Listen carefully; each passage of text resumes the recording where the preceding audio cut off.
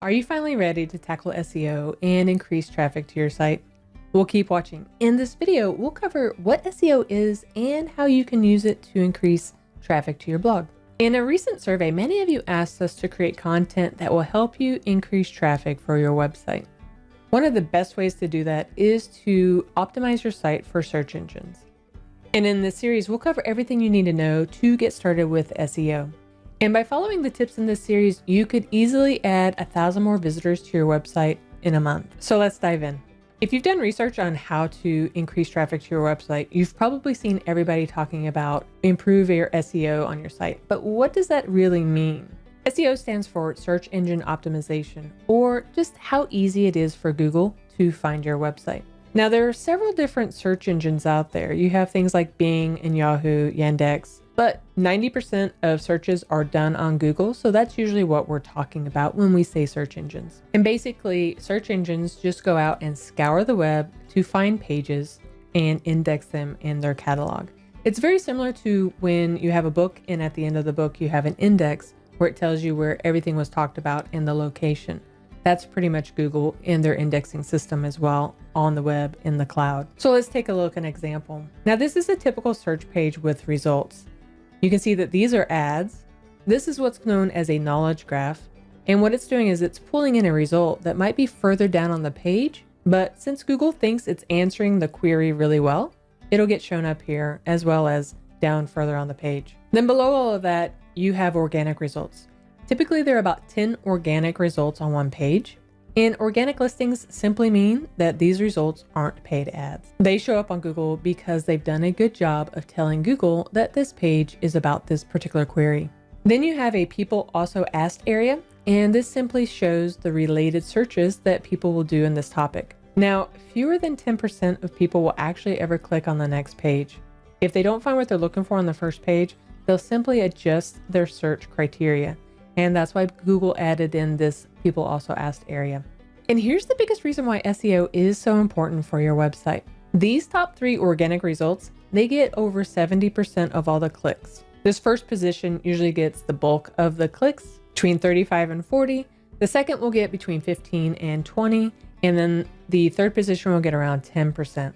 So that's why it's so important to make sure that your website is first on Google. But how does Google even determine what should go on the first page? The biggest factor is relevancy. You want to make sure that your website is exactly what the searcher is looking for when they're searching Google.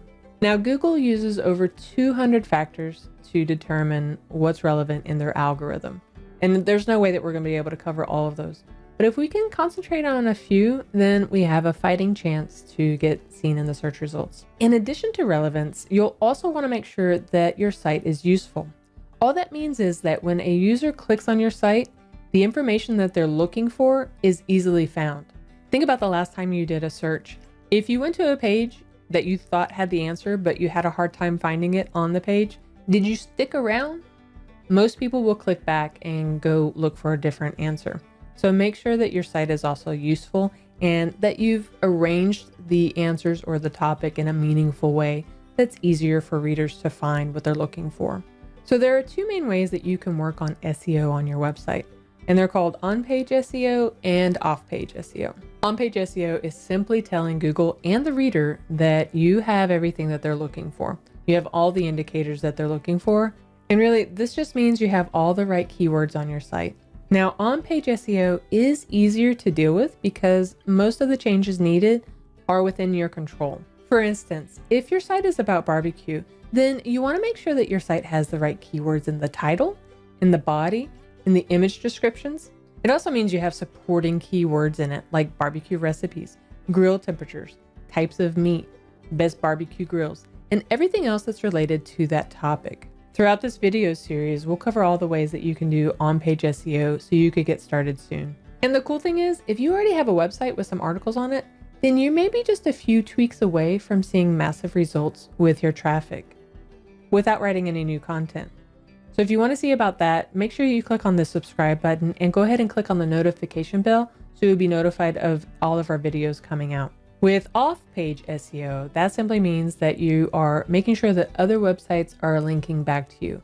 These are called backlinks. Off-page SEO is a little bit more out of your control because you're relying on other people to believe that your site is worthy of a link.